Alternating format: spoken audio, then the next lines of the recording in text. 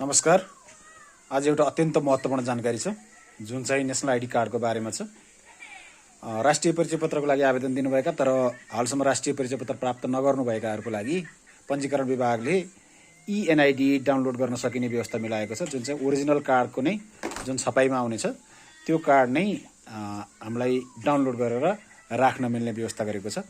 र त्यसको लागि त्यो चाहिँ हामीले जुनसुकै कार्यालयहरूमा अफिसियल प्रयोजनको लागि पनि त्यो एनआइडी कार्डलाई युज गर्न सक्छौँ। यसलाई प्रोभिजनल एनआइडी कार्ड भनिएको छ र त्यसलाई चाहिँ हामी अनलाइन मार्फत कसरी चाहिँ प्राप्त गर्न सकिन्छ भन्ने कुराको स्टेप वाइज एकदम थोरोली मैले निकालेर नै देखाउँछु है। तपाईँहरूलाई आवश्यक पर्यो भने यो प्रक्रिया अपनाउन सक्नुहुनेछ।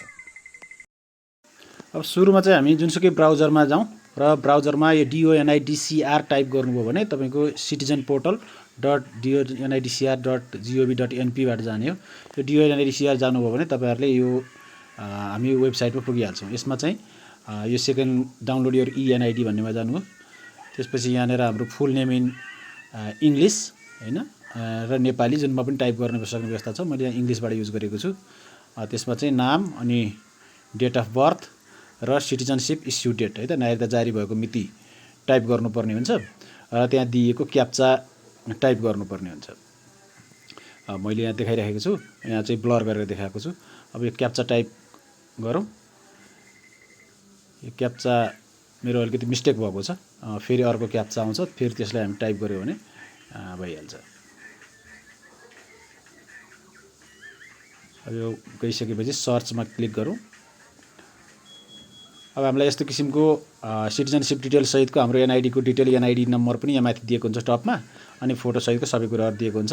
त्यसपछि फेरि हामीले डाउनलोड गर्नको लागि फुल नेम इन नेपालीमा टाइप गर्नुपर्ने हुन्छ यसमा चाहिँ, र डाउनलोड बटनमा क्लिक गर्नुपर्ने हुन्छ। नेपालीमा मैले यहाँ टाइप गरिसकेको छु, ब्लर गरेको छु मैले, र डाउनलोड बटनमा क्लिक गरिसकेपछि अब हामी अगाडि बढ्छौँ।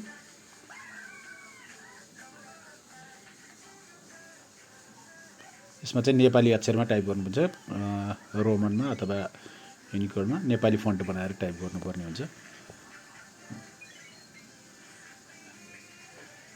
अब डाउनलोडमा क्लिक गरिसकेपछि यहाँनिर हामीलाई पासवर्ड कसरी हाल्ने भन्ने कुरा दिन्छ। PDF फर्मेटमा दिएको हुन्छ र पासवर्ड चाहिँ हामीलाई कसरी दिएको हुन्छ भन्दाखेरि हाम्रो नामको 4वटा अक्षर अगाडिको र त्यसपछि हाम्रो डेट अफ बर्थको 4वटा अङ्क त्यति मिलायो भने हाम्रो पासवर्ड हुन्छ। किनभने पासवर्ड प्रोटेक्टेड हाम्रो PDFमा चाहिँ हामीलाई डाउनलोड गर्न दिन्छ।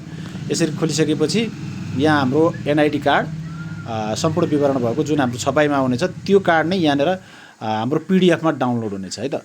यो चाहिँ पासवर्ड प्रोटेक्टेड हुने भएको हुनाले जति बेला पनि हामीले यो डाउनलोडेड PDF खोल्छौँ प्रत्येकचोटि हामीलाई पासवर्ड माग्नेछ र पासवर्ड भनेको चाहिँ त्यही हो अघि जस्तै हाम्रो नामको अगाडिको 4वटा अक्षर अनि त्यसपछि जन्म मितिको अघिल्लो इयर साल त्यति हाल्नुभयो भने यो चाहिँ PDF खुल्छ। र